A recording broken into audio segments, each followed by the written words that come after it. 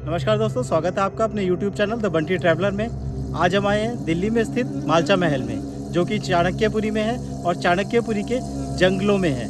आपको सुनकर हैरानी होगी, जी हाँ, मुझे भी हुई थी जब मैंने इस पर रिसर्च करनी शुरू करी तो देखा कि चाणक्यपुरी के इस एरिया में कुछ पोर्शन जंगल में है और जंगल में एक साइंस सेंटर भी है और बैटरी है जहाँ पर साइंटिस्ट रिसर्च करते हैं। और यहीं पे ही एक महल है जिसको हॉन्टेड हाउस कहते हैं, मालचा महल। इसकी बारे में हम आगे जिक्र करेंगे, ये क्या है, क्यों है, किसने बनवाया, इसने कब कौन कहाँ इसमें रहा और कब कब इसमें पॉलिटिकल या फिर अपने घर लेने के लिए लड़ाइयाँ चली, इसको कैसे किसने हासिल किया, ये सब चीज़ें आज हम अपने इस वीडियो में देखेंगे।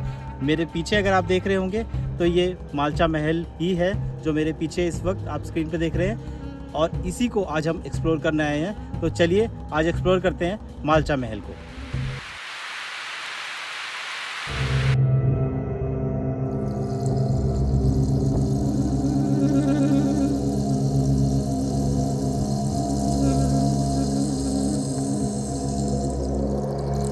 खंडर होती इमारतें।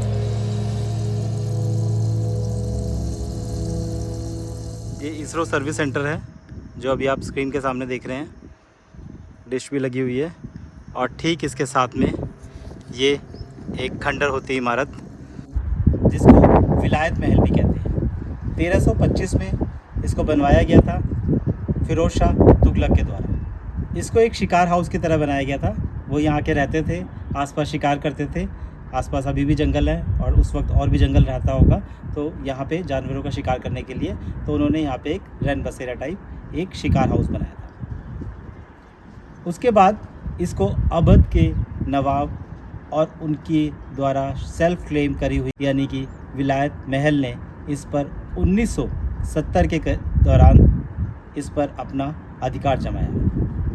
हालांकि सरकारें इस बात से सहमत नहीं थी कि ये उनका है। कई प्रूफ्स उनसे मांगे गए, कई प्रूफ उन्होंने दिए, लेकिन सरकारें उनसे सहमत नहीं थी। तब की कांग्रेस की सरकार, इंदिरा गांधी की सरकार, उनको इस महल को नहीं देना चाहती थी। लेकिन वो नई दिल्ली में प्रोटेस्ट पे बैठ गई और यहाँ ये किसी ऐसी वैसी जगह नहीं, वो नई दिल्ली रेलवे स्टेशन के VIP लॉन्च में प्रोटेस्ट किया उन्होंने। लगभग 10 साल वो उस VIP लॉन्च में वो रहीं और उन्होंने प्रोटेस्ट किया। फाइनली सरकार को यानी इंदिरा गांधी को इस मालचा महल को यानी विलायत महल को उस टाइम की अवध की जो अपने आप को सेल्फ क्लेम कहती थी कि ये मेरा था, उनको ये महल देना पड़ा। और 1985 में ये महल कांग्रेस सरकार ने दिया, लेकिन 84 में ये पास कर दिया गया था बाय इंदिरा गांधी, लेकिन मिला ये 1 साल बाद 85 में। इसमें एक बात ये भी है, एक अमेरिकन रिसर्चर ने, एक पत्रकार ने, खोजी पत्रकार ने खोज की और उन्होंने पाया कि वो जो विलायत महल थी, जिन्होंने क्लेम किया था कि ये महल उनका है, लेकिन ये महल बेसिकली था तो फिरोज शाह तुगलक ने बनवाया था, लेकिन इसको क्लेम किया उन्होंने। और जिन्होंने क्लेम किया वो कहा जाता है कि वो किसी यूनिवर्सिटी के वाइस चांसलर की विडो थी।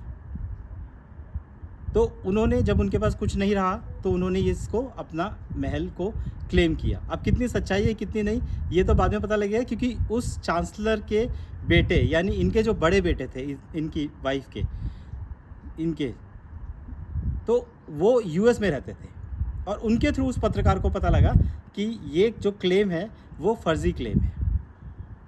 अब इनके बच्चों की बात कर लें तो इनके बेटी थी और एक बेटा था। तो मदर की डेथ तो इस महल में आने के 10 साल बाद आत्महत्या के साथ हुई और बेटी की जो हत्या नहीं हुई वो खुद उनकी डेथ हुई। और इसी तरह से जो प्रिंस थे, उनके बेटे थे, वो भी यहाँ रहते रहे और 2017 में उनकी भी नेचुरल डेथ हो गई और उसके बाद से ये खंडर में ही रहा।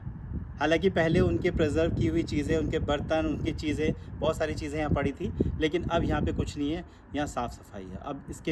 अब यहाँ पे कुछ नहीं है, बिल्कुल नीट एंड क्लीन सफाई है, बिल्कुल नीट एंड क्लीन। ऐसा लगता है कि जैसे यहाँ रोज़ झाड़ू लगती हो, सफाई होती हो।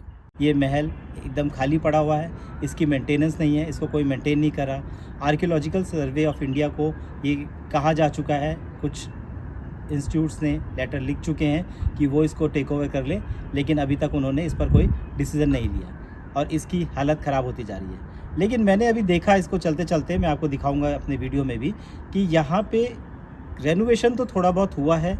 यहाँ पे पानी की टंकियाँ पड़ी हुई हैं, यहाँ पे रेनोवेशन तो हुआ है थोड़ा बहुत ही सही, लेकिन इसको मेंटेन तो किया गया है। किसने किया, कब किया, ये राजा के टाइम में हुआ या जो प्रिंस रहते थे उसके टाइम में हुआ या कब हुआ, ये सब नहीं पता। लेकिन अब ये खंडित है, खाली है, जिसको हॉन्टेड हाउस कहते हैं। हॉन्टेड हाउस में एक चीज़ और भी एक अजीब बात होती है, मेरे को ये समझ नहीं आता। अगर आपको समझ आता है तो आप मुझे कमेंट करके बताइए कि अगर ये हॉन्टेड हाउस है तो हम दिन में तो इसमें घूम रहे हैं, तो शाम को ऐसा क्या होता है कि भूत रात को निकल आते हैं, या कुछ ऐसा होता है कि रात में भूत निकलते हैं, दिन में नहीं होते, दिन में वो सो रहे होते हैं, ऐसा कुछ सीन होता है क्या?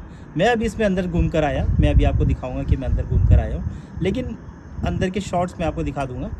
लेकिन मेरे को तो कुछ ऐसा दिखा नहीं। अंदर 2 ब्लैक कलर के डॉग हैं, हालांकि उन राजा रानियों के पास, उनके पास भी 8 डॉग हुआ करते थे, और 8 डॉग उसके बाद उन्होंने वो कहाँ चले गए, क्या गए, ये कुछ नहीं पता। लेकिन अभी इसके अंदर 2 ब्लैक डॉग थे, जो कि नॉर्मल जो स्ट्रीट डॉग्स होंगे वही सिर्फ थे।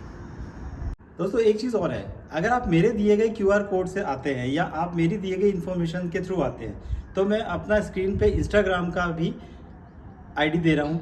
आप प्लीज़ मुझे ज़रूर बताइए कमेंट करके कि आप मेरे बताए हुए या मेरी दी हुई इन्फॉर्मेशन के थ्रू आप यहाँ आए हैं, तो मुझे अच्छा लगेगा और कुछ नहीं। स्क्रीन पे दिए गए QR कोड के थ्रू अगर आप आते हैं तो आप यहाँ इजीली आ सकते हैं। बस ऑटो टैक्सी से यहाँ आया जा सकता है। अपनी गाड़ी से आना सही है, लेकिन गाड़ी आपको बाहर ही कहीं पार्क करनी पड़ेगी, और यहाँ पे पार्किंग की व्यवस्था बिल्कुल नहीं है। गेट में आने के बाद अगर वो अलाउ कर देते हैं तो आप खड़ी कर दीजिए, अदरवाइज़ आपको बाहर जबकि जगह है नहीं तो आपको दूर कहीं पार्क करना पड़ेगा। मेट्रो का डिस्टेंस थोड़ा दूर है, धौलाकुआं मेट्रो स्टेशन है, लेकिन वहाँ से आपको या तो ऑटो लेना पड़ेगा या फिर आपको पैदल आना पड़ेगा, जो कि 15 से 20 मिनट का वॉकिंग है।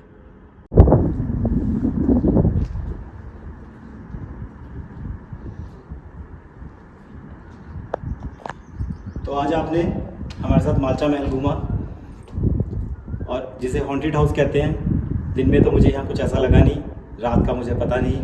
आप मुझे कमेंट करके बताइए कि भूत सिर्फ रात को ही निकलते हैं, दिन में नहीं होते।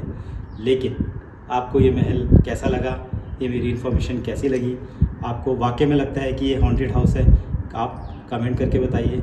मेरे चैनल को लाइक करिए, सब्सक्राइब करिए और शेयर करिए। मैं the Bunty traveller signing off. Thank you for watching.